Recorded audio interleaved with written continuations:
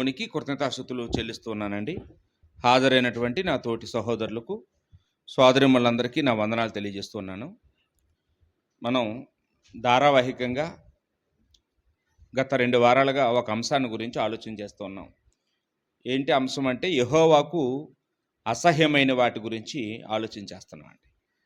అంటే దేవుడికి కొన్ని ఇష్టాలు ఉంటాయి, కొన్ని అసహ్యాలు కూడా ఉన్నాయండి. ఈ లోకంలో జీవరాశులకి ఏటికి అలాంటి ఇష్టాలు అసహ్యాలు ఉండవు, కానీ దేవుడికి ఉంటాయండి. అలాగే మనిషికి కూడా కొన్ని ఇష్టాలు ఉంటాయి, కొన్ని అసహ్యాలు ఉంటాయి. మనిషికి స్వభావం ఎక్కడి నుంచి వచ్చిందంటే దేవుడి నుంచి వచ్చింది.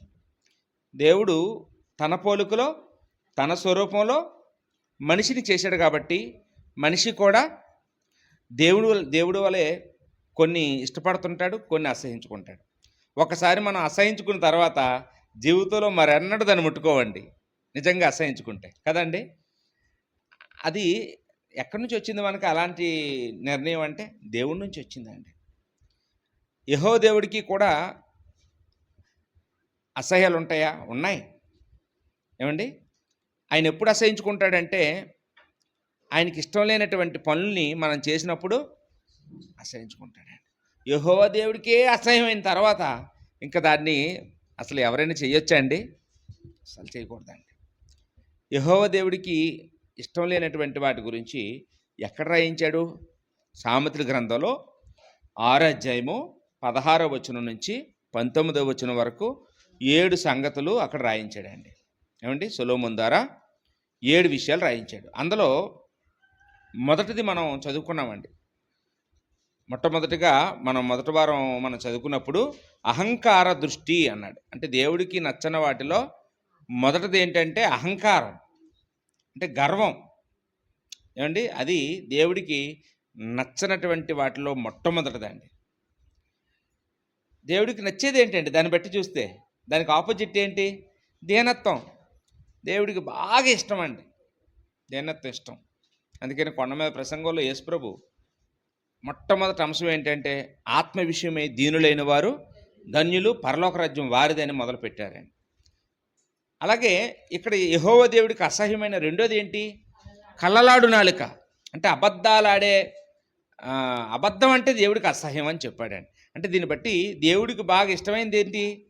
నిజం చెప్పడం, సత్యం మాట్లాడడం దేవుడికి ఇష్టం. ఏమండి, గత వారంలో ఆ సంగతులు మనం ఆలోచన చేసాం.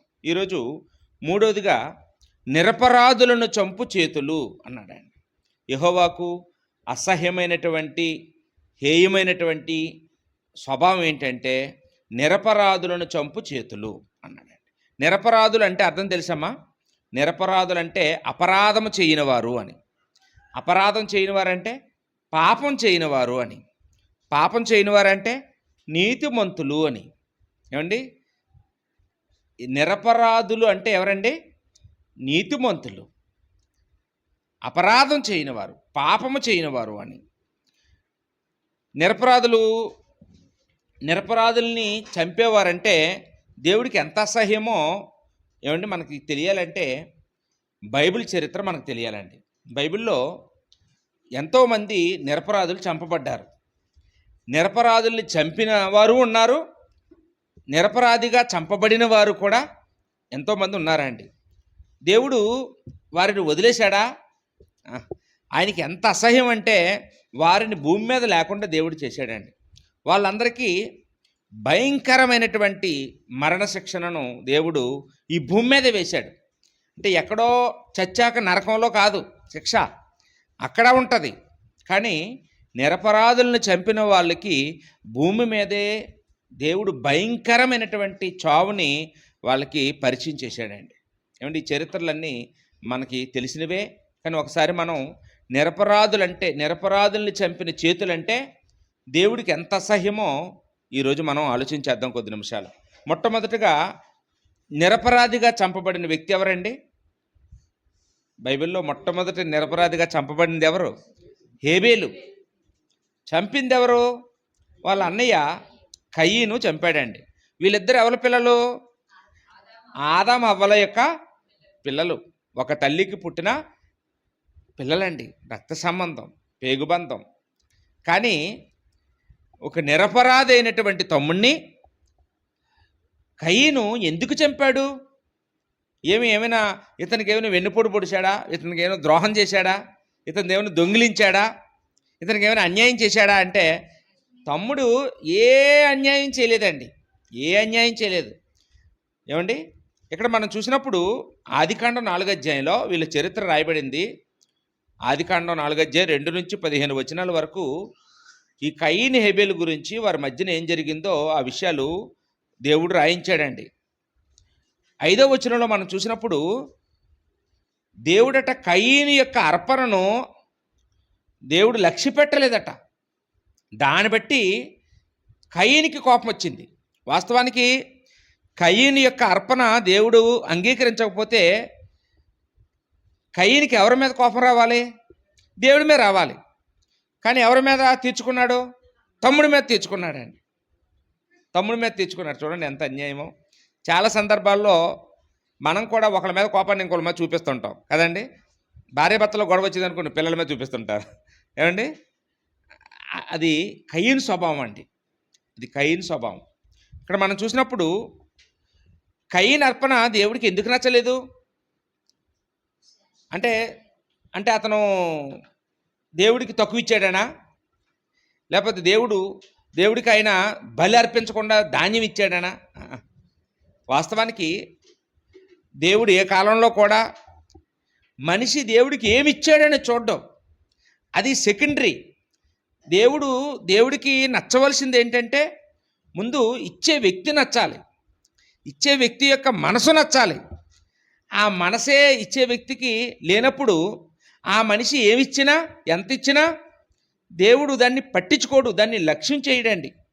మనకి దేవుని యొక్క గ్రంథంలో మనం చూసినప్పుడు 50వ కీర్తన 10వ వచనంలో 50వ కీర్తన 10వ వచనంలో దావీదు ఏమంటాడంటే, అడవి మృగములన్నీ నావే కదా, 1000 కొండల మీద పశువులన్నీ నావే కదా.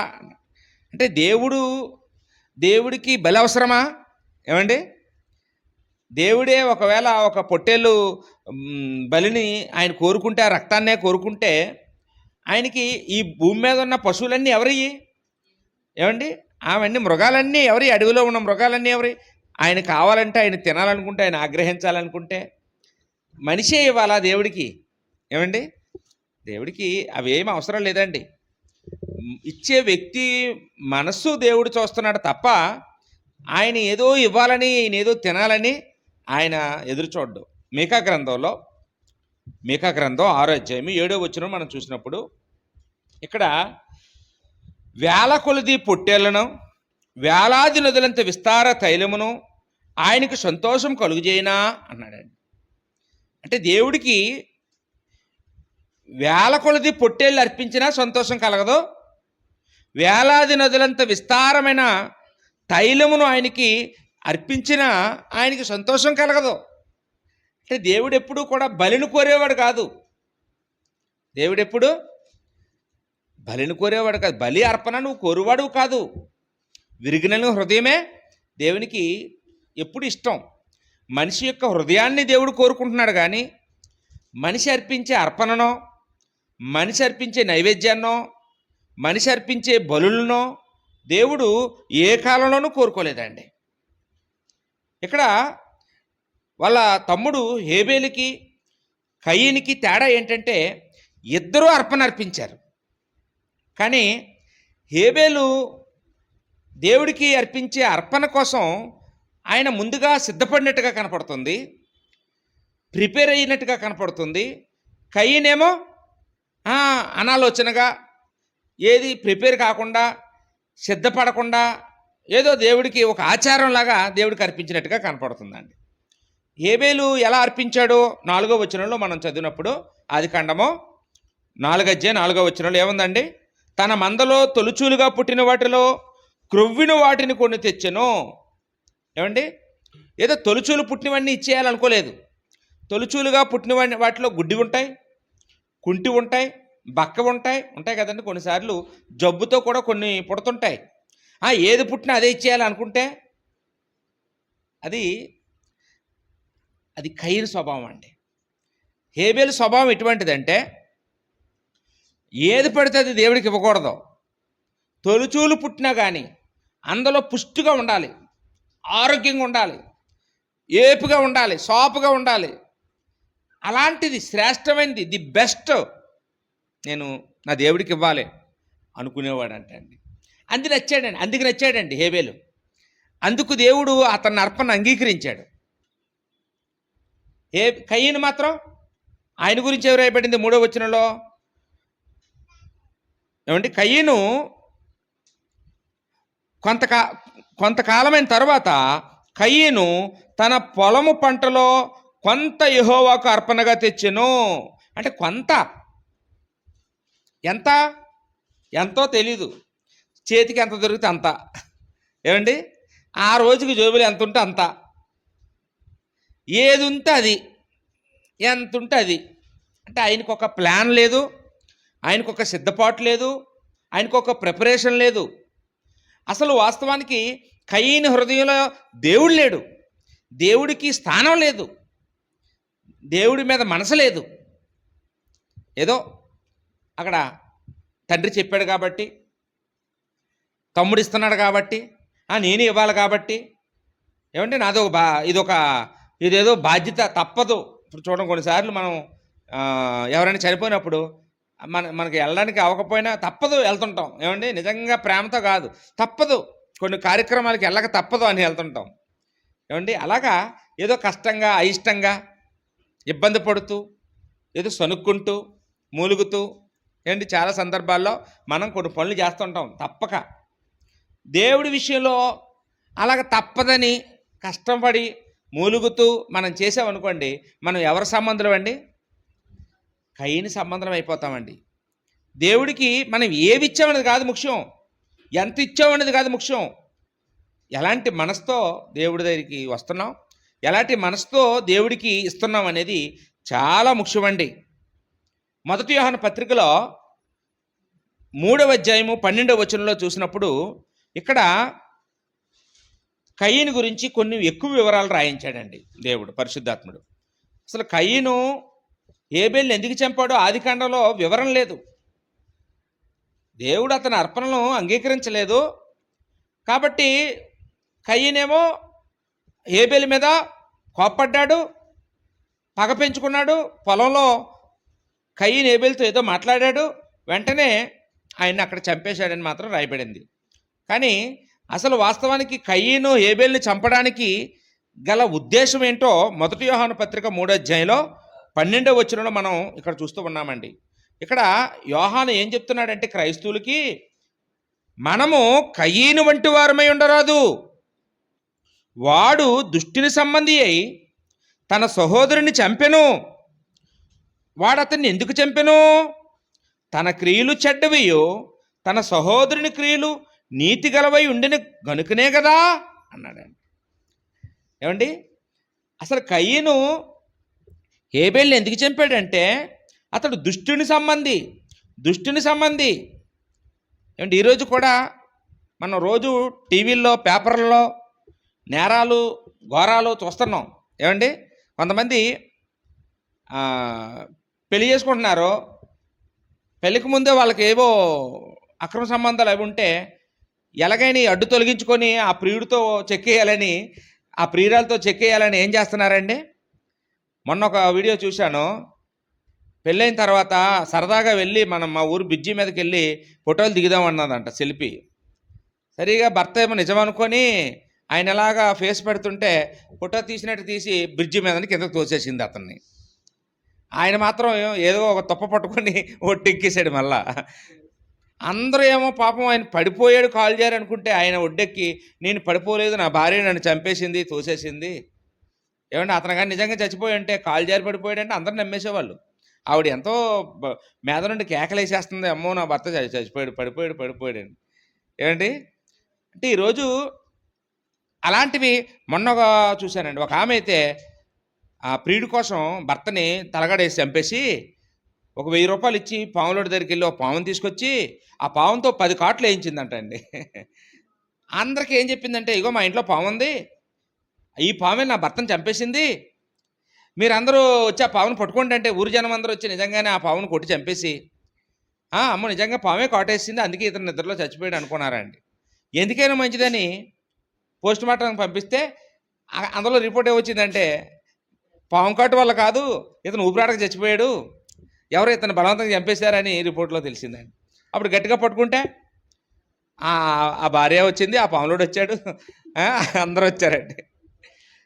అంటే ఈరోజు చాలా తెలివిగా ఒక ఆవిడైతే తన భర్తను చంపడానికి ముందుగా సుపారీ గ్యాంగ్కి డబ్బులు ఇచ్చి తన భర్త ఎక్కడికో వెళ్ళినట్టు, మధ్యలో వాళ్ళు ఎవరో దోపిడీ దొంగలాగా అడ్డుపడినట్టు, వాళ్ళు తనని లాక్కుపోవడానికి తన భర్తని చంపేసినట్టు చిత్రించిందండి. ఇవన్నీ సీసీ కెమెరాల్లో ఆవిడ వెనకాతలు ఉన్న వాళ్ళతో సైకిల్ చేయడం, ఫోన్లో మాట్లాడిన రికార్డులు ఇవన్నీ బయటకు వస్తే ఆవిడ అప్పటి వరకు వేసిన డ్రామాలు మామూలుగా లేవు. నిజంగానే భర్త కోసం ప్రాణం పెట్టేసినట్టు ఆవిడ ఏడు చేస్తుంది హాస్పిటల్లో కానీ అన్నిట్లో. తర్వాత నిజం తెలిసిన తర్వాత తెల్లమొగం వేసి ఏమిటి ఇలాంటివి మనం రోజు తెల్లారులేస్తే ఎన్నో మర్డర్లు, ఎన్నో మానభంగాలు, ఎన్నో నేరాలు చూస్తున్నామండి. ఈ భూమి మీద ఏ మనిషిని చంపాడన్నా దాని వెనకాతల రీజన్ ఏంటంటే అతను దుష్టుని సంబంధే. దుష్టుడే కీడి పనులు చేస్తాడు, దుష్టుడే చెడ్డ పని చేస్తాడు. దేవుని కుమారుడు దేవుని సంబంధి చెడ్డ పని చేయలేడు, దేవుని సంబంధి హత్య చేయలేడు, దేవుని సంబంధి తప్పు చేయలేడు, చెయ్యడు, దుష్టుని సంబంధే చేస్తాడు. కయ్యను దుష్టుని సంబంధి అయి తన సహోదరుని చంపాడు. వాడు ఎందుకు చంపాడు? దుష్టుని సంబంధి కాబట్టి. ఈరోజు ఎవరెవరిని చంపినా వాళ్ళు ఎవరమ్మా? దేవుని సంబంధులా, దుష్టుని సంబంధులా? దుష్టుని సంబంధులే. ఎందుకు చంపాడు అంటే హేబేల్లో ఏమైనా తప్పు చూశాడా? ఏమీ లేదు. వాని క్రియలట నీతి గలబట్ట, ఈయన క్రియలు చెడ్డవి కాబట్టి. ఇప్పుడు ఏం చేయాలి? మన క్రియలు చెడ్డవి, ఎవరో నీతి క్రియలు చేస్తున్నారు, మనం ఏం చేయాలి? వాళ్ళు చంపేయాలా? ఏమండి? వాళ్ళు చూసి నేర్చుకోవాలి, వాళ్ళగా మనం తయారవ్వాలి, దానికోసం సాధన చేయాలి తప్ప లేదా సిగ్గుపడాలి. ఫస్ట్ సిగ్గుపడాలి. నేను చేయలేకపోతున్నానేంటి, నాకేం తక్కువ, నాకు దేవుడు అన్ని ఇచ్చాడు కదా, నాకు ఏమో ఉండడానికి లేదా, నాకు ఏమైనా తినడానికి లేదా, నాకేమో ఆరోగ్యం లేదా, దేవుడు నాకు ఏం లోటు చేశాడు, నేనెందుకు అతనిలాగా నేనెందుకు ఉండలేకపోతున్నాను అని మొదట సిగ్గుపడాలి, పశ్చాత్తాపడాలి, మారుమనసు పొందాలి, అప్పుడు దేవుని సహాయం అడగాలి. అంతేగాని ఈయనేం చేశాడండి? తమ్ముడి మీద పగపడ్డాడు, పగ పెంచుకున్నాడు, ద్వేషం పెంచుకున్నాడు. అసలు తమ్ముడినే లేపేస్తే ఇంకా దేవుడికి నేనే దిక్కు అనుకున్నాడు. నా అర్పణ సచ్చినట్టు దేవుడు అంగీకరిస్తాడు అనుకున్నాడండి. దేవుడు ఏం చేశాడమ్మా? దేవుడు ఏం చేశాడమ్మా? కయ్యనికి మామూలు శిక్షలు వేయలేదండి. అసలు కయ్యనికి దేవుడి పట్ల ఏమైనా భక్తి ఉందా? ఏమైనా విశ్వాసం ఉందా? దేవుడి పట్ల ఏమైనా ప్రేమ ఉందా అంటే అసలు ఆయనకి అలాంటివి ఏమి మచ్చుకైనా కనపడవండి.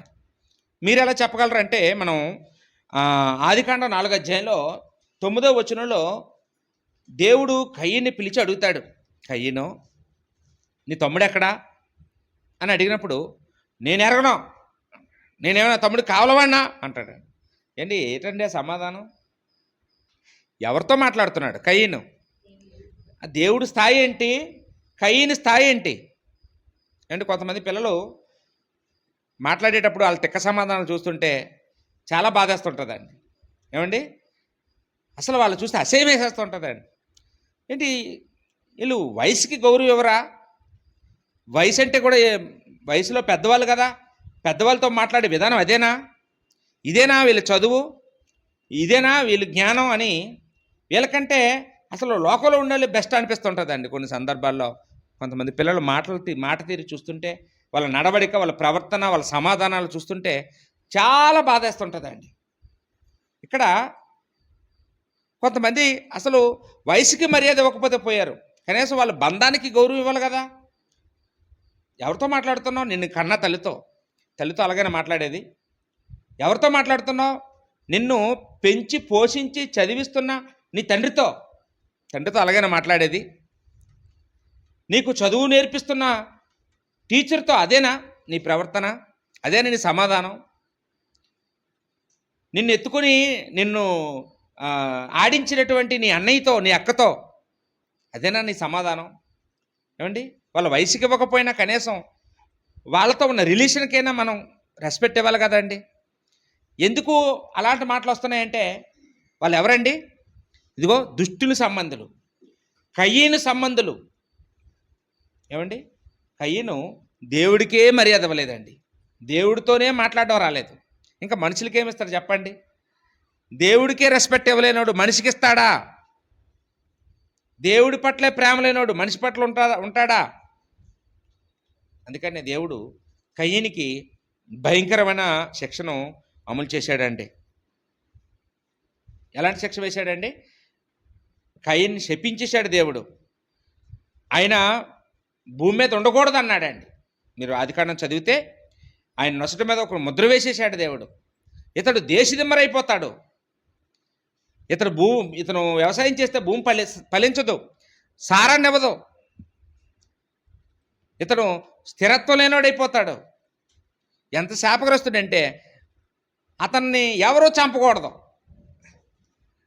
అతనంతలో అతనే కుమిలి కుళ్ళి చచ్చిపోవాలి. ఇతను చంపినోడికి ఇతనికి వేసిన శిక్షలో 7 అంతల శిక్ష వేస్తాను అని దేవుడు అతను నొసటి మీద రాసేసాడండి. కయ్యని జీవితం నా దోష శిక్షని భరించలేకపోతున్నాను అంటే ఏడుస్తాడు కయ్యని తర్వాత. కానీ దేవుడు ఇంకా అతనికి అవకాశాలు ఇవ్వలేదండి, అవకాశం ఇవ్వలేదు. కాబట్టి దేవుడు ఎందుకు కయ్యనికి అంత శిక్ష వేశాడు అంటే అతను ఏం చేశాడమ్మా? ఒక నిరపరాధిని చంపితే దేవుడికి అంత కోపమా? కోపమేనండి. దేవుడు క్షమించడు, దేవుడు సహించడు అని ఇక్కడ మనం చూస్తూ ఉన్నామండి. ఈరోజు చాలామంది మత సాందర్శవాదులు మనం చూస్తున్నాం. కొన్ని రాష్ట్రాల్లో అయితే యేసుప్రభు నమ్ముకున్నందుకు, లేకపోతే యేసుప్రభు గురించి ఎవరికైనా వాక్యం చెప్తున్నందుకు వాళ్ళని పసిపిల్లలని, స్త్రీలని, యవనస్తురాళ్ళని, వృద్ధులని చూడకుండా వాళ్ళ బట్టలిప్పి, వాళ్ళని కొట్టి, వాళ్ళని ఊరి మీద ఊరేగించి, వాళ్ళ ఇల్లులు తగలబెట్టేసి, వాళ్ళ చర్చి బిల్డింగులు కూల్చేసి వాళ్ళని భయంకరంగా చంపేస్తున్నారండి. పైగా వాళ్ళు ఏం చెప్తారంటే ఈ పనులు చేసిన వాళ్ళు మేము దేశభక్తులు అంటుంటారు. ఏమండి, మేమే నిజమైన దేవుని భక్తులు అంటుంటారు. భక్తి ముసుగులో మతం పేరుతో జరిపిస్తున్న మారణకాండ ఎంత అంతా కాదు. ప్రభుత్వాలు వాళ్ళు ఏమి చేయట్లేదు, చట్టాలు వాళ్ళు ఏమి చేయట్లేదండి. ఒక మనిషిని ఎందుకు హింసిస్తున్నాడు, ఎందుకు కొడుతున్నాడు, ఎందుకు చంపుతున్నాడు? వాళ్ళు ఏం తప్పు చేశారు? ఏమండి, నువ్వు దుష్టుని సంబంధం కాబట్టి ఇంకొకళ్ళు కొడుతున్నావు, ఇంకొకళ్ళు తిడుతున్నావు, ఇంకొకళ్ళు హింసిస్తున్నావు, ఇంకొకళ్ళు ఏడిపిస్తున్నావు, ఇంకొకళ్ళు చంపుతున్నావు, అంతేనండి. కయ్యను తమ్ముడిని ఎందుకు చంపాడమ్మా? నీతిమంతుడైతే చంపుతాడా? ఏమండి, నీతిమంతుడైతే ఇంకొకళ్ళని బాధ పెట్టి ఆనందిస్తాడా?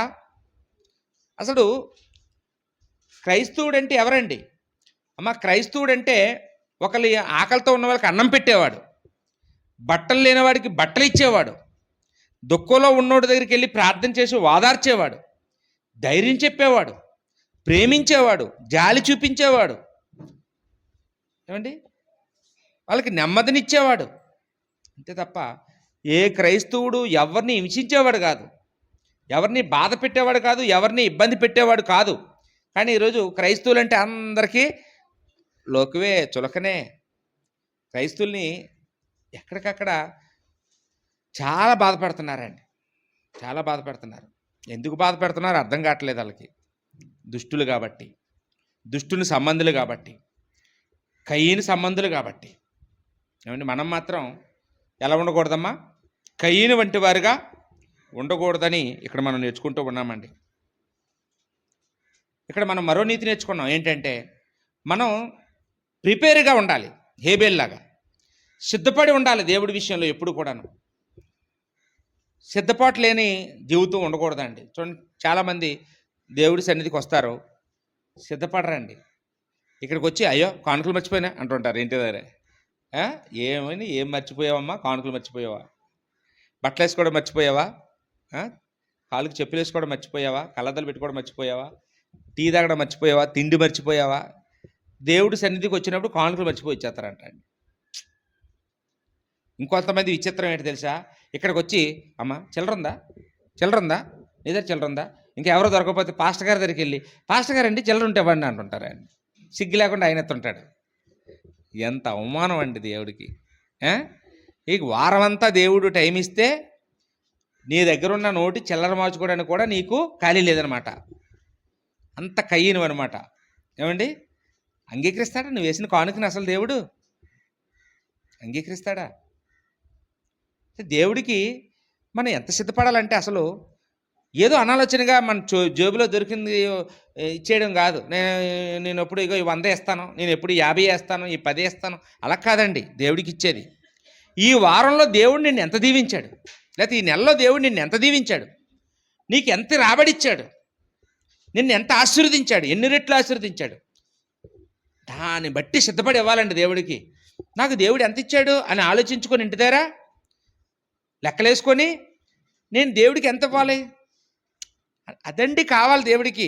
అంతేగాని ఏదో మొక్కుబడిలాగా ఏదో నేను ఎప్పుడు ఇంతే అన్నట్టు ఇంకా దాని గురించి ఆలోచన ఉండదన్నమాట. ఇంకా ఏమండి, దేవుడు మనం ఇచ్చే కానుకలు కాదు ముఖ్యం, మనం ఎలా ప్రిపేర్ అయ్యి దేవుడి దగ్గరికి వస్తున్నాం, ఎలా సిద్ధపడి దేవుడికి ఇస్తున్నాం, ఇచ్చేది కొంచెమైనా ఎంత భక్తితో దేవుడికి ఇస్తున్నాం, ఎలా సిద్ధపడిస్తున్నాం, ఎలాంటి మనసుతో ఇస్తున్నాం, అది చాలా కీలకమండి. ఏ కాలంలోనైనా దేవుడు దాన్నే చూశాడండి. ఇక్కడ మొట్టమొదటి నిరపరాధి హేబేలు, నిరపరాధిని చంపిన చేతులు కయ్యనివి. కయ్యను ఎంత దారుణంగా చనిపోయాడో మనం ఇక్కడ ఆదికాండం 4వ అధ్యాయంలో మనం చివరి వరకు చదివితే ఆ సంగతులన్నీ మనకి కనపడతాయండి. ఇంకా మనం చూసినప్పుడు అంటే 11 నుంచి 12 వచనాల్లో లేదా 15 వరకు చదివితే అక్కడ కయ్యన్ని దేవుడు ఎలా శపించాడో చెప్పాడండి. రైట్, మీరు తర్వాతైనా చదువుకోండి అండి. ఇక రెండోదిగా నిరపరాధిని చంపిన వ్యక్తి ఎవరంటే దావీదండి. దావీదు దేవుని చిత్తానుసారుడే, దేవుని హృదయానుసారుడే. కానీ దేవుడు తన చిత్తానుసారుడైన దాని హృదయానుసారుడైన తప్పు చేస్తే రహస్యంగా దాయలేదండి. ఆయన గురించి కూడా తన గ్రంథంలో రాయించేశాడు. ఆయన చేసిన తప్పును గురించి రాయించేశాడు. దావీదు నిరపరాధిని చంపాడా? ఇంతకీ ఎవరా నిరపరాధి? ఏమండి, ఊరియా అండి. 2 సమూయేలు గ్రంథంలో 11వ అధ్యాయము 14 నుంచి 15 వచనాలు చదివినప్పుడు ఇక్కడ స్టోరీ కనపడుతుందండి. దావీదు లేకపోతే ఇశ్రాయేలీలు అమోరీయులతో యుద్ధం చేస్తూ ఉంటారు. ఇశ్రాయేల్కి చుట్టుపక్కల ఉన్న అన్య దేశాలతో ఎప్పుడు యుద్ధాలు జరుగుతూ ఉంటాయి. దావీదు రాజు అయిన తర్వాత చాలా యుద్ధాలు చేశాడండి. దేవుడే యుద్ధాలు ఏర్పాటు చేసేవాడు, ఆ యుద్ధాల్లో గెలుపును కూడా ఇచ్చేవాడు. కానీ అది వసంతకాలం అంట, మంచి చలన వాతావరణం కాలంలో ఈయన యుద్ధం జరుగుతుంటే యుద్ధంలో ఉండాలి. కానీ ఈయన ఒంటరిగా ఉన్నాడండి. ఇంటి దగ్గర బోరు కొడుతుందని మేడ మీదకి ఎక్కాడంట. మేడ మీదకి ఎక్కి చుట్టూ సైనికులు ఇల్లులై ఉంటాయి కదండి, కోట చుట్టూ. ఆ సైనికులు ఇల్లుల వైపు చూశాడు. ఇప్పుడు ఒక సైనికుడి భార్య స్నానం చేస్తుండగా కనపడింది. వెంటనే ఆమెను మోహించాడండి. మోహించి ఆమెను రప్పించుకున్నాడు. ఆమెతో పాపం చేశాడండి. రాజు కదండి, తప్పలేదు. తర్వాత ఆమె కొద్ది రోజులు పోయాక వచ్చి, అయ్యా, నా భర్త కొన్ని నెలలుగా అక్కడ మీ సైన్యంలో ఉన్నాడు, ఆయన ఇంటికి రాలేదు, నేను ఇప్పుడు గర్భవతిని అయ్యాను, ఇప్పుడు నా భర్త వచ్చి అడిగితే నేను ఏం చెప్పాలి, ఈ పుట్టబోయే బిడ్డకి తండ్రి ఎవరంటే నేను ఏం చెప్పాలి, మీరే న్యాయం చేయండి అని వచ్చి అడిగింది. నేను చూసుకుంటాను వెళ్ళి అన్నాడు అని వెంటనే సైన్యంలో కబురు పంపించి ఆ ఊరియాని అర్జెంటుగా పంపించండి నా దగ్గరికి అన్నాడు. ఊరియా వచ్చాడు. చిత్తం ప్రభు, ఆజ్ఞాపించండి, ఏం చేయాలంటే, ఏం చేయొద్దు కానీ నువ్వు అర్జెంటుగా మీ ఇంటికి వెళ్ళు, ఈ రాత్రి నీ భార్యతో విశ్రాంతిగా ఉండు, రేపు ఉదయం మాట్లాడుకుందాం అన్నాడు. తప్పండి, అక్కడేమో భయంకరమైన భీకర యుద్ధం జరుగుతుంది, నేను అక్కడుండి మన దేశాన్ని కాపాడాలి, లేదంటే మీరు ఇక్కడ ఒంటరిగా ఉన్నారు, మీకేదైనా ఒకవేళ శత్రువులు వస్తారేమో, మీకు నేను సెక్యూరిటీగా ఉండి మిమ్మల్ని కాపాడాలి, ఉంటే నేను అక్కడైనా ఉంటాను, లేకపోతే మీ దగ్గరనే ఉంటాను. కానీ ఇప్పుడు నాకు నా భార్య అవసరమా అండి? నాకు నా ఇల్లు అవసరమా? నాకు అవేం ముఖ్యం కాదండి. నేను చచ్చైనా చేస్తాను కానీ మిమ్మల్ని వదిలేసి ఎక్కడికి వెళ్ళనన్నాడండి. ఏంట్రా బాబు ఈయన ఇలాగా ఉన్నాడు అని, ఓ పని చేద్దాం, ఇతనికి బాగా మద్యం పట్టించేస్తే ఈ తాగిన మత్తులోనేమో ఒకవేళ భార్య గుర్తొస్తుందేమో అనుకున్నాడు. అనుకుని దావీదు అతనికి బాగా మత్తెక్కించాడు. మత్తెక్కినా సరే ఆయన మాటల్లో ఏమీ మార్పు లేదండి. ఆయన నాకు మీరే ముఖ్యం, నేను మీతోనే ఉంటాను, నేను చావైనా బ్రతికైనా మీతోనే కానీ నా భార్య దగ్గర కాదండి, ఈ యుద్ధం అయిపోయే వరకు నేను మా ఇంటికి వెళ్ళాలని కూర్చున్నాడు. ఈయన్ని తన భార్య దగ్గర పంపించి ఏదో అతని మీద నింద వచ్చేసేలా చేద్దామని ఎన్నో ప్రయత్నం చేశాడు. కానీ దావీదు కుట్ర ఏమండి అవకాశం లేదు, జరగలేదు, దేవుడు జరగనవ్వలేదు.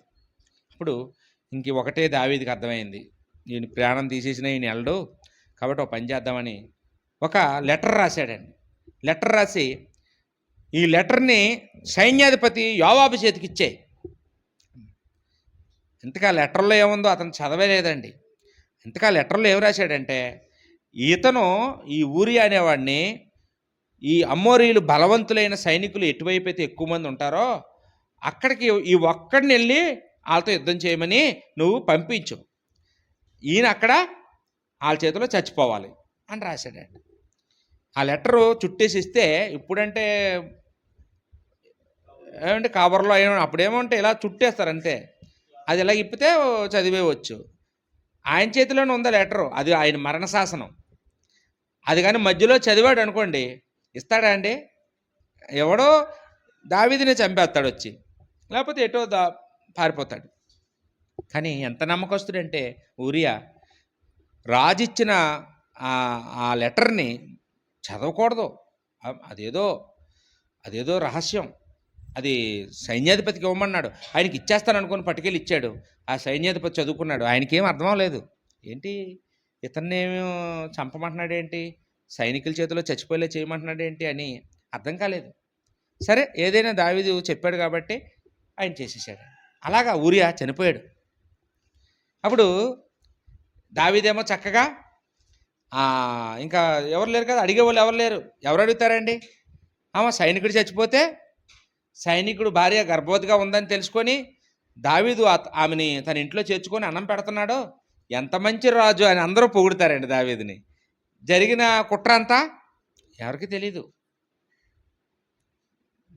దేవుడికి తెలియదండి. వెంటనే దేవుడు నాతాను ప్రవక్తని పంపించాడండి. పంపించి దావీదుని చాలా గద్దింపజేశాడండి. మనకి దావీదు చేసిన తప్పుల్లో 2 తప్పులు కనపడతాయి మనకి. నిర్గమకాండంలో 10 అధ్యాయాలు ఉంటాయి కదండి, 20 అధ్యాయంలో. అందులో మొదటిది ఏంటంటే వ్యభిచారం చేయొద్దు అన్నాడు, రెండోది నరహత్య చేయొద్దు అన్నాడు. దావీదు ఏం చేశాడమ్మా? 2 చేసేసాడు. వ్యభిచారం చేసేసాడు, నరహత్య కూడా చేసేసాడు. తెలియక చేశాడా? తెలిసే సాహసించే చేశాడు. అన్నీ తెలిసిన తర్వాతే చేశాడండి. అందుకనే ఈ దావీదు 40వ కీర్తనలో 40వ కీర్తన 2వ వచనంలో మనం చదివినప్పుడు అక్కడ పాపాన్ని దేంతో పోల్చాడంటే ఊబు వంటిది అన్నాడండి. జిగటమంటి ఊబితో పోల్చాడు. తర్వాత నాశనకరమైన గుంట అన్నాడండి. అంటే పాపం ఏం చేస్తుందని ఒకటి చేస్తే చాలండి, మనం ఇంకా అది పిల్లలు పెట్టేస్తుంది ఏమండి మన చేత. ఇంకా అదే తప్పుకు తప్పు, ఇంకో తప్పు, దాన్ని తప్పించుకోవడానికి ఇంకో తప్పు, మన చేత అబద్ధాలు అలాగైతే ఆడేస్తుందో పాపం కూడా అలాగే మనల్ని దాసులుగా చేసుకుంటుంది అని. హెబ్రీ పత్రికలో 12 అధ్యాయం 2వ వచనంలో, హెబ్రీ పత్రిక 12:2లో ఏముందండి? సులువుగా చిక్కులు పెట్టు పాపము అన్నాడు. అంటే ఎవరినైనా చిక్కుల్లో పెట్టేస్తుంది. ఆ చిక్కులో మనం ఒకసారి వెళ్ళకూడదు, వెళ్ళామంటే చిక్కుకున్నామంటే ఎంతటి వాడినైనా ఏం చేస్తుందమ్మా? బంధించేస్తుంది, చిక్కుల్లో పెట్టేస్తుంది సులువుగా.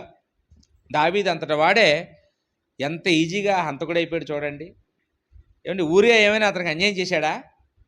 ఏమండి దావీదు కోసం ప్రాణాన్ని ఇచ్చేయడానికి సిద్ధంగా ఉన్న మనిషి అలాంటి నమ్మకస్తుడిని, ఆ నిర్దోషిని తన వ్యామోహం కోసం, లేకపోతే తాను చేసిన పాపాన్ని కప్పెట్టేయడం కోసం దావీదు ఏం చేశాడమ్మా? పాపం చేసి హత్య చేశాడండి. మరి దేవుడు దావీదుని ఏమైనా వదిలేశాడా?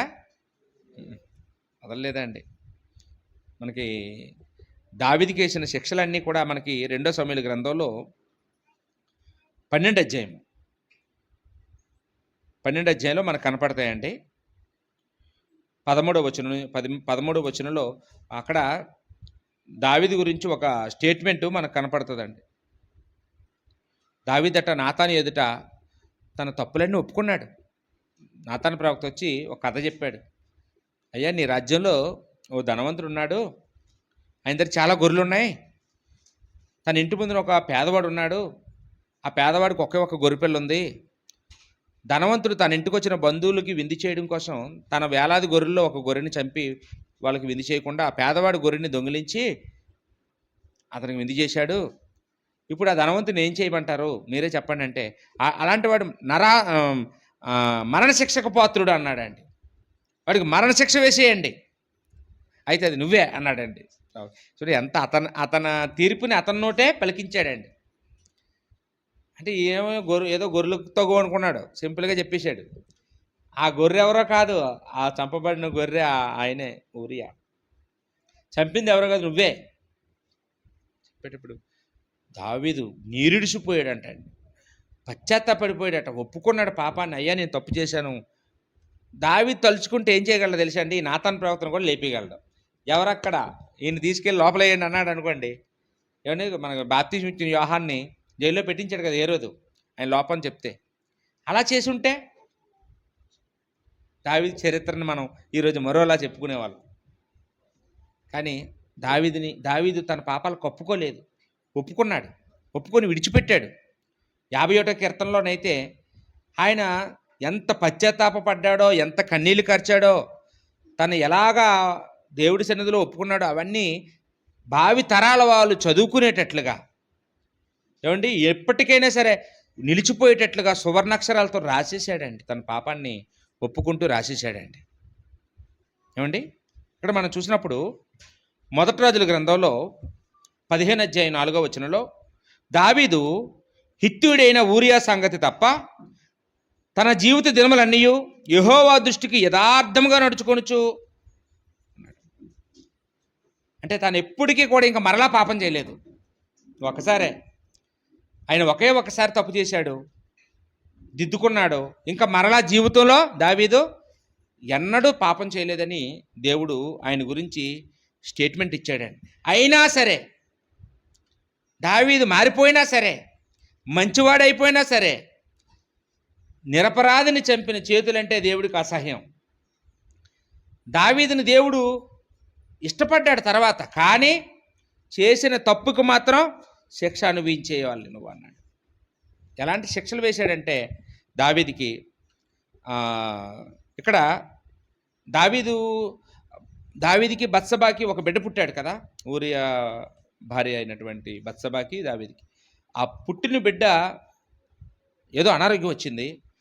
దావీదు ఎంత ప్రయత్నం చేసినా, ఎన్ని మందులు వేసినా, ఎన్ని ప్రార్థనలు చేసినా ఆ బిడ్డ చచ్చిపోయాడండి. ఏమండి, అది మొదటిది, బిడ్డ చచ్చిపోవడం. తర్వాత తనకి పెద్ద కొడుకు ఉన్నాడు, అమ్నోను.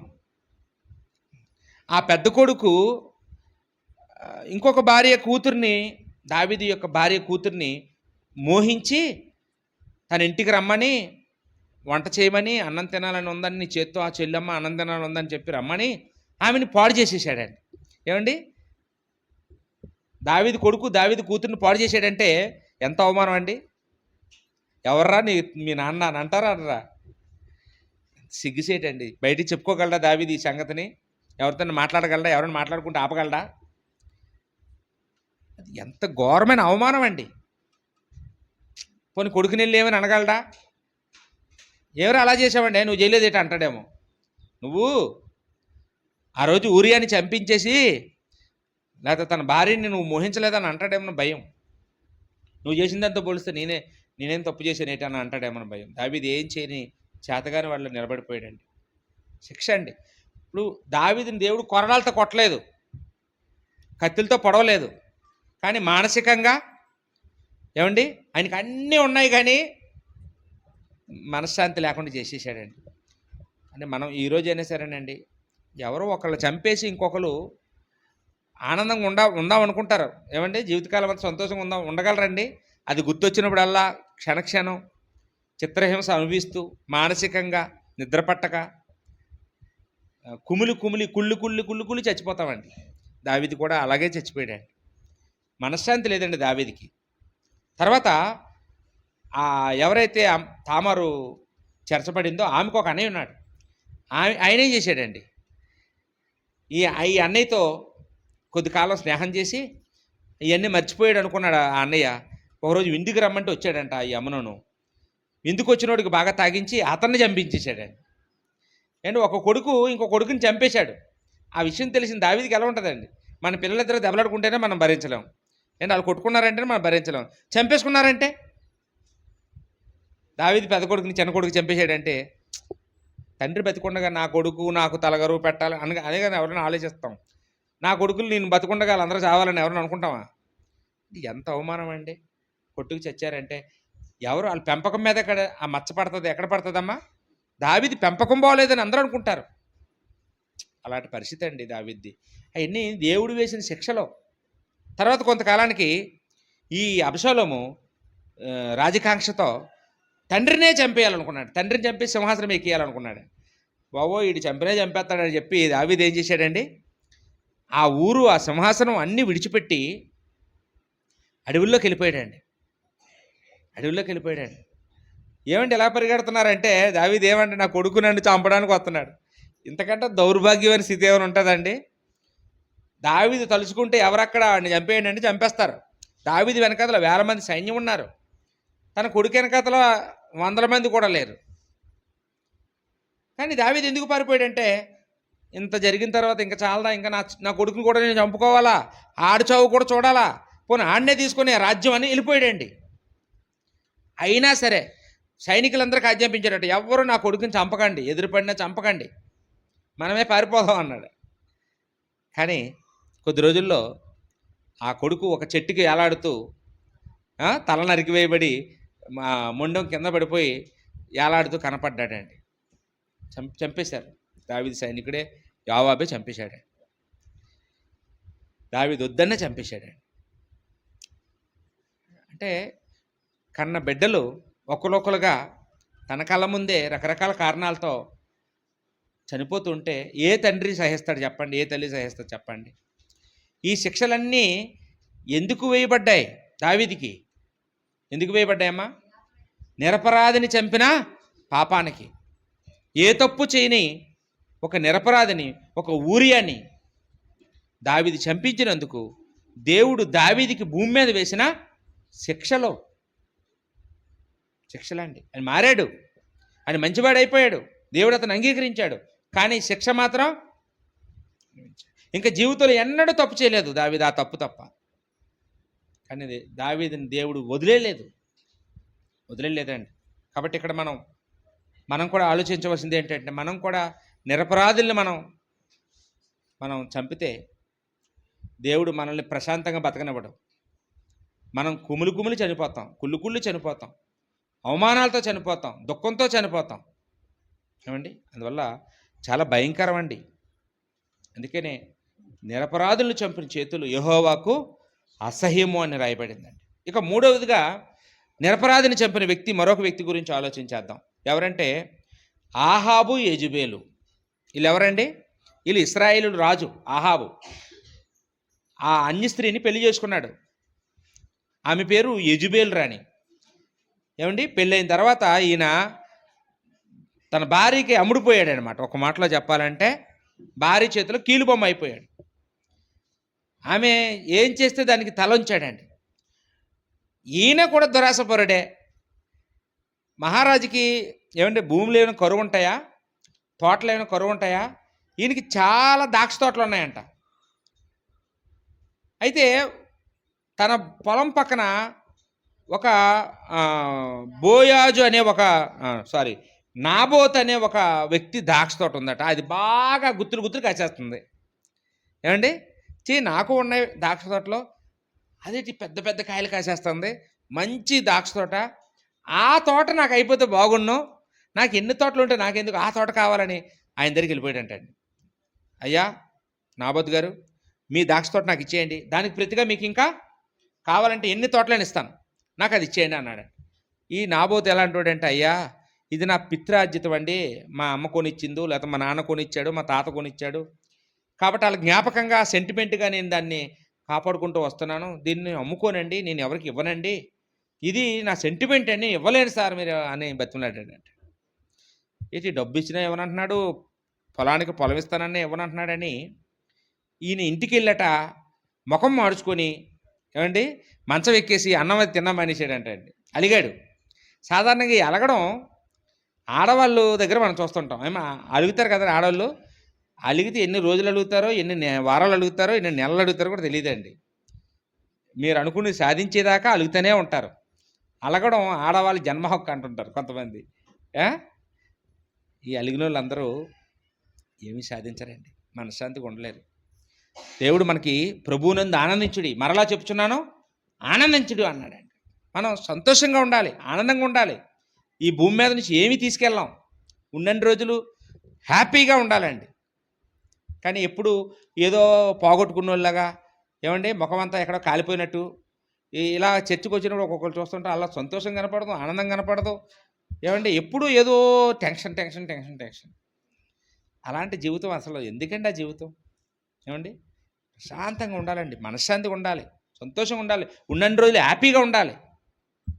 ఇది చూడండి, రాజుగారికి బోల్డ్ ఆస్తి ఉంటుంది, బోల్డ్ తోటలు ఉంటాయి, కానీ ఈయన దురాశ ఎటువంటిది, పొరుగువాడిది కావాలి అలా అమ్మని అంటున్నాడు.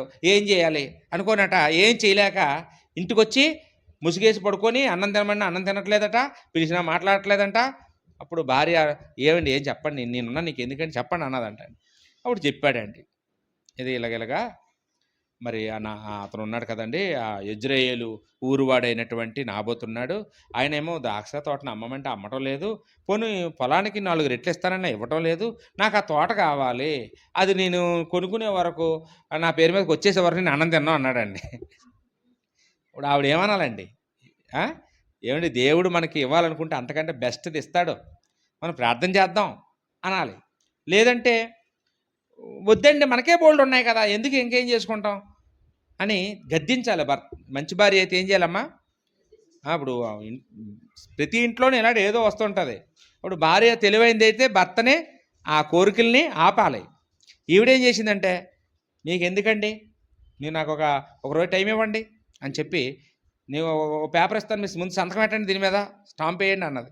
వేయించిన తర్వాత దండోరు వేయించింది.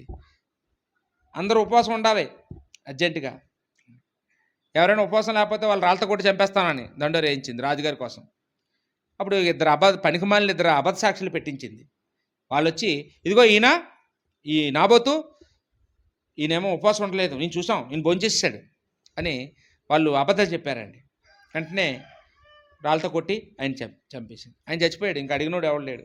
ఏమండి ఇగో పేపర్స్ తీసుకొచ్చాను చూడండి, ఆయన చంపేశాడు, ఇక ఆ భూమి అంతా మందే, ఇంకా ఆ తోట నీదే తీసుకో. ఏమండి ఎంత బాగుంది చూడండి, ఎంత సింపుల్, ఎంత మంచి భార్య.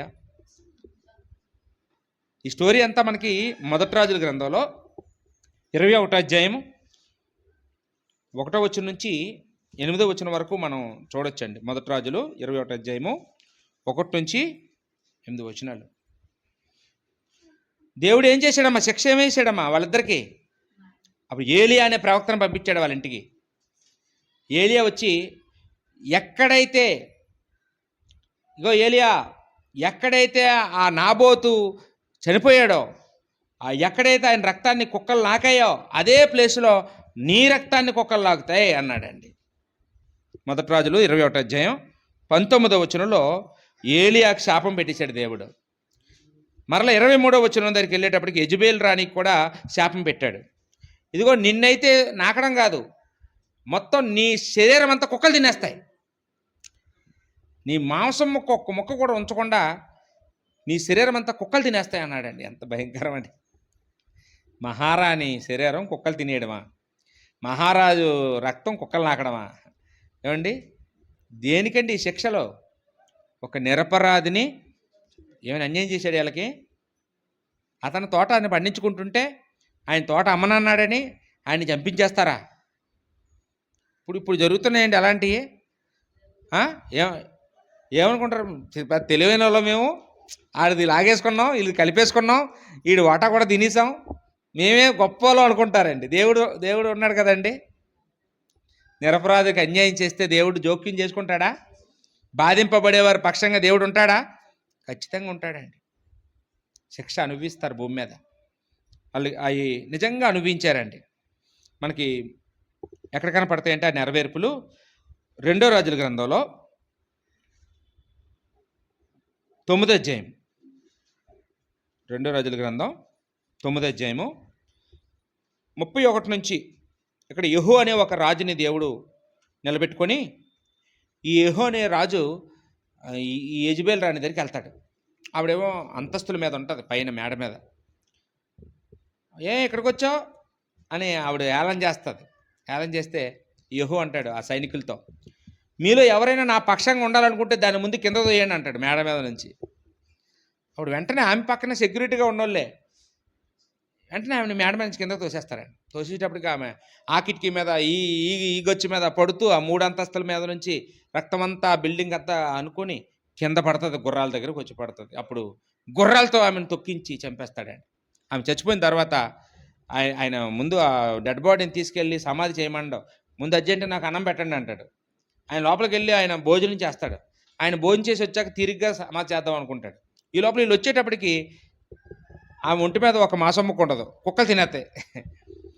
అంటే దేవుడు ఏదైతే చెప్పాడో ఆమె మాంసాన్ని కుక్కలు తినేస్తాయని అక్షరాల దీన్ని నెరవేరిందండి. మీరు ఆ మాట రాసుకోండి.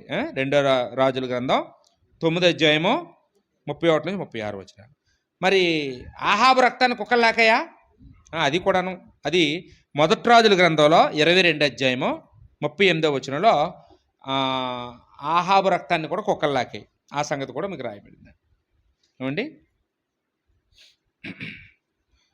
ఇక నిరపరాధులను చంపినటువంటి 4వ వ్యక్తి గురించి చూస్తే ఫరో కనపడతాడండి మనకి. ఫరో, ఐగుప్తులో ఫరో తెలుసు కదండి. ఈయనకేమో ఊహజబ్బు ఉందంటండి. ఏంటో ఊహజబ్బు అంటే, ఈయనేమో యోసేపు కాలంలో 75 మంది వచ్చారు ఇశ్రాయేలీయులు ఐగుప్తుకి, కనాను నుంచి. వాళ్ళు కొన్ని సంవత్సరాలకి 430 సంవత్సరాల కల్లా 6 లక్షల మంది యుద్ధం చేసే సైనికులే తయారయ్యారంట. అంటే అంత వయసులో ఉన్న వాళ్ళు తయారయ్యారు. అప్పుడు ఈ యోసేపుని ఎరగని రాజు పుట్టాడంట. అప్పుడు ఆయనకు అనిపించింది, ఈ ఇశ్రాయేలు అందరూ ఏదో రోజున శత్రువులతో కానీ చేతులు కలిపితే మనల్ని అందరినీ చంపేస్తారు. కాబట్టి వీళ్ళ సైన్యం పెరిగిపోతుంది, వీళ్ళకి మంచి ఫుడ్ పెట్టకూడదు, వీళ్ళకి కఠినమైన పనిష్మెంట్లు ఇస్తే వీళ్ళు నీరసమైపోతారని వాళ్ళకి మంచి తిండి పెట్టకుండా వాళ్ళకి రాటైన పని చెప్పేవాడు. అయినా సరే వాళ్ళు ఉల్లాసంగా పనిచేసేసేవారంట. ఎంత కష్టం పైన పని చెప్పినా చేసేసేవారంట. అప్పుడు ఇలా కాదు, అసలు వీళ్ళకి ఏదో చేయాలని మంత్రసానులు పిలిచి, ఇదిగో వాళ్ళు ఎవరైనా మగపిల్లలు పుడితే మీరు వాళ్ళ పురుట్లో వాళ్ళు చంపేయండి, ఆడపిల్లలు మాత్రం ఉన్నాయండి అన్నాడు. అలాగా వాళ్ళు చేయమంటే ఆ మంత్రసానులు చంపకుండా వచ్చేసేవారంట దేవుడికి భయపడి. మంత్రసానులు ఏం చంపట్లేదంటే, అయ్యా మేము వెళ్ళేటప్పటికి వాళ్ళు కనేస్తున్నారండి, వాళ్ళు చాలా చురుకైన వాళ్ళు అండి అని మంత్రసానులు అబద్ధం చెప్పారు. దేవుడు ఆ మంత్రసానులకి వంశాభివృద్ధి ఇచ్చాడంట అలా చెప్పినందుకు, అబద్ధం చెప్పినందుకు. తర్వాత ఈ మంత్రసానుల వల్ల కాదని చెప్పి డైరెక్ట్గా దొండర వేసేసాడు. ఎవరైనా యూదులకి మగపిల్లలు పుడితే వాళ్ళు నైలు నదులకు ఇసిరేయండి పట్టుకొని, ఇంకా సైనికులు పంపించేయడం, ఎవరింట్లోనైనా పిల్లలు పుట్టినా వాళ్ళు ఇసిరేయడమే. ఏమండి, ఎంతమంది పిల్లల్ని నైలు నదిలో ఇసిరేసి ఉంటారు, ఎంతమంది చనిపోయి ఉంటారు. అలాంటి టైంలో మోషే పుట్టాడు కదండి. అమ్మ, నిరపరాధులైన చంటి పిల్లల్ని చంపిన ఫరో ఏమయ్యాడండి? ఫరో సైన్యం ఏమైంది? ఆ 10 రకాల తెగుళ్ళతో ఆయన రాజ్యం ఏమైంది? ఆ ఎర్ర సముద్రంలో ఫరో యొక్క రథాలు ఏమయ్యాయి?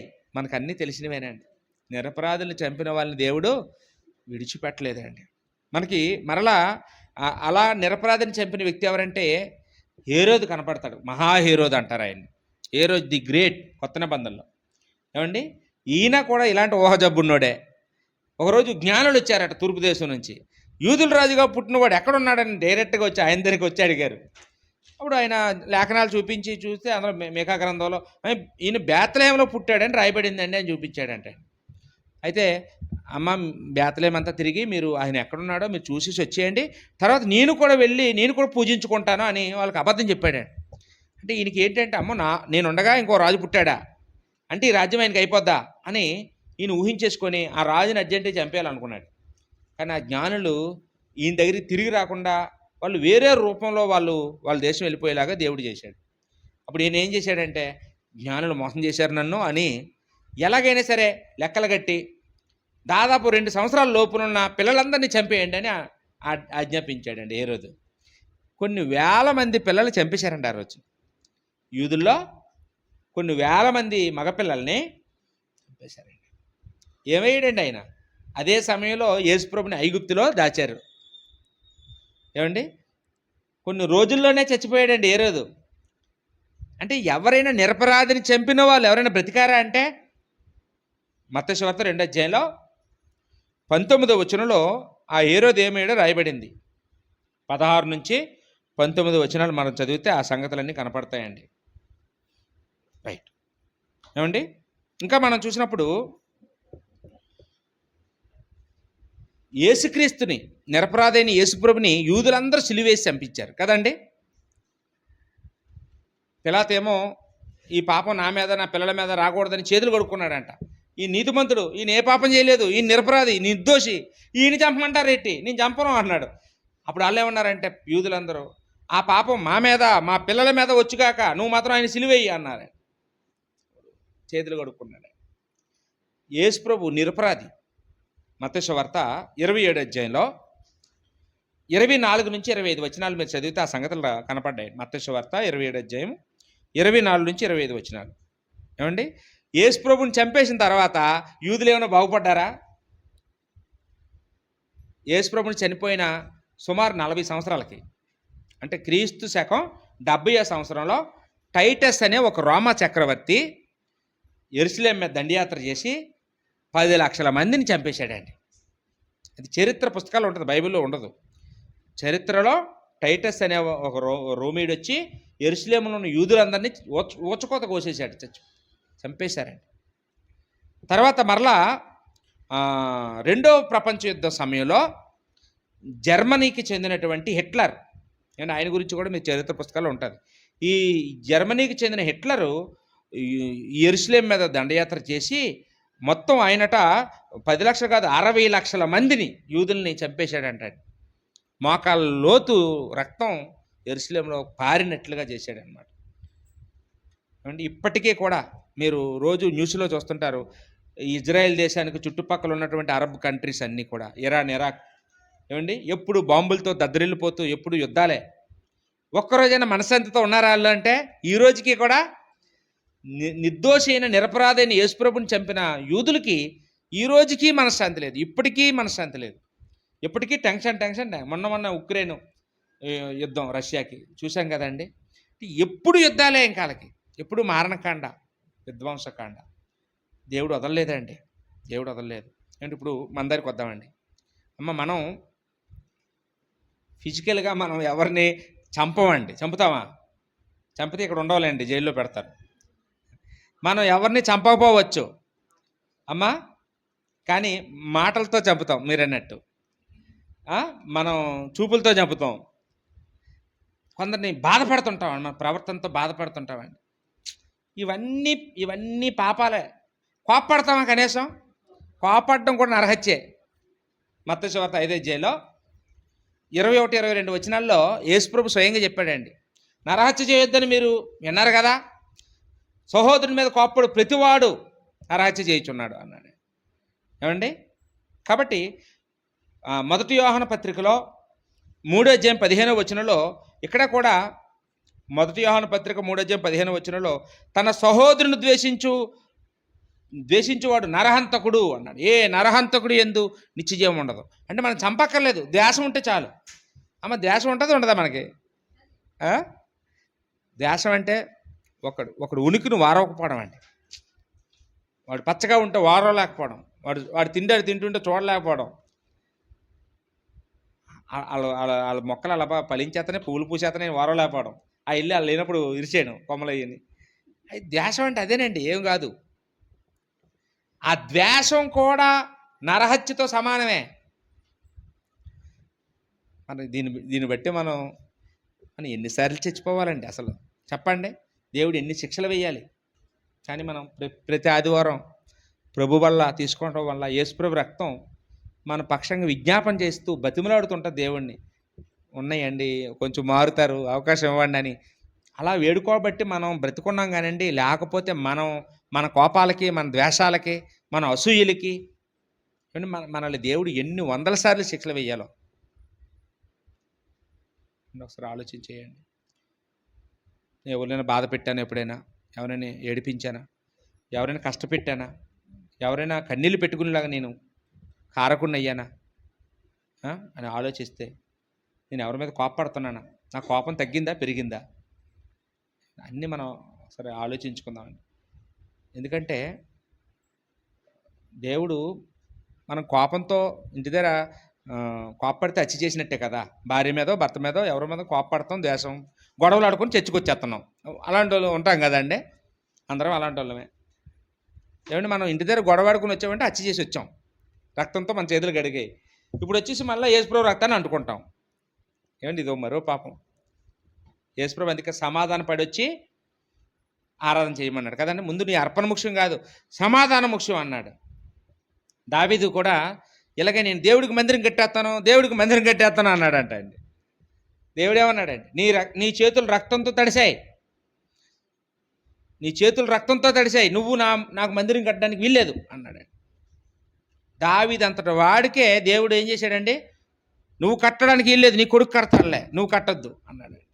మనకి ఆ విషయం మొదటి దినవృత్తాంతాల గ్రంథంలో 2:8 ఉంటుందండి.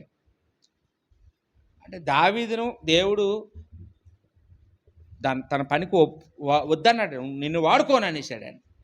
మనల్ని వాడుకుంటాడా చెప్పండి అమ్మ? ఈరోజు మనం కోపంతో, ద్వేషంతో, పగలతో, మన కక్షలతో, మనం కలహాలతో, మనం ఎప్పుడు 24 గంటలు ముక్కుకు మసి రాసుకొని ఎప్పుడు గొడవలు అల్లర్లో చేసుకుంటే మనం దేవుడి సన్నిధిలోకి వచ్చి మనం పరిశుద్ధ పరిశుద్ధ పరిశుద్ధ ప్రభు అంటే దేవుడు అంగీకరిస్తాడా? స్తోత్రం స్తోత్రం స్తోత్రం అంటే అంగీకరిస్తాడా? హల్లెలూయా అంటే దేవుడు ఆనందిస్తాడా? మనం ఇచ్చే కానుకని దేవుడు ఏమైనా ఇష్టపడతాడా? గురుడైపోతాడండి, గురుడైపోతాడు. ఆ రోజు ఏలీ కుమారులు పాపం చేసి దేవుడి సన్నిధిలో వాడబడుతుంటే దేవుడు ఎలా ఉగ్రుడైపోయాడో అలా ఉగ్రుడైపోతాడండి. అలా కోరాహు కుమారులు అన్యాజ్ఞ తీసుకొచ్చి దేవుడికి ఆరాధన చేస్తుంటే దేవుడు ఎలా ఉగ్రుడైపోయాడో అలా ఉగ్రుడైపోతాడండి, మనల్ని దహించేస్తాడండి. కాబట్టి నిరపరాధులను చంపిన చేతులు యెహోవాకు హేయము. మనం చంపలేదు కానీ చంపినంత పని చేస్తున్నాం, మాటలతో చేస్తున్నాం, చూపులతో చేస్తున్నాం, ప్రవర్తనతో చేస్తున్నాం, బాధపెడుతున్నాం, మన ఇంటి వాళ్ళు బాధపెడుతున్నాం, బయట వాళ్ళు బాధపెడుతున్నాం. ఏమండి మనలో మార్పుని వాళ్ళందరూ చూసేలాగా మనం అందరం మారుదామండి. మనలో శాంతం డెవలప్ చేసుకుందాం, క్షమాగుణం డెవలప్ చేసుకుందాం, ఓర్పుని, సహనాన్ని డెవలప్ చేసుకుందామండి. ఏమండి అలా ఉంటే దేవుడికి ఇష్టం. అంతేగాని మాట్లాడితే మాటకు మాట, ఏదో అవతల వాళ్ళు చిన్న కీడు చేస్తే మనం తిరిగి వాళ్ళకి కీడు చేసేయడం, వాళ్ళు ఏదో చేశారని మనం అది చేసి వాళ్ళకి మనకి తేడా ఏమని చెప్పండి? వాక్యం తెలియని వాళ్ళకి వాక్యం తెలిసిన వాళ్ళకి తేడా ఏంటి? ఇద్దరిలో ఆత్మీయంగా పెరిగినారని అనడానికి రుజువేంటి? ఇద్దరు ఒకలాగా ఉంటే ఏమ్మా? మనం మొదలు పెడదామండి, అలా ఉండడానికి ప్రయత్నించేద్దాం. ఓపికగా వాక్యం మీ అందరికీ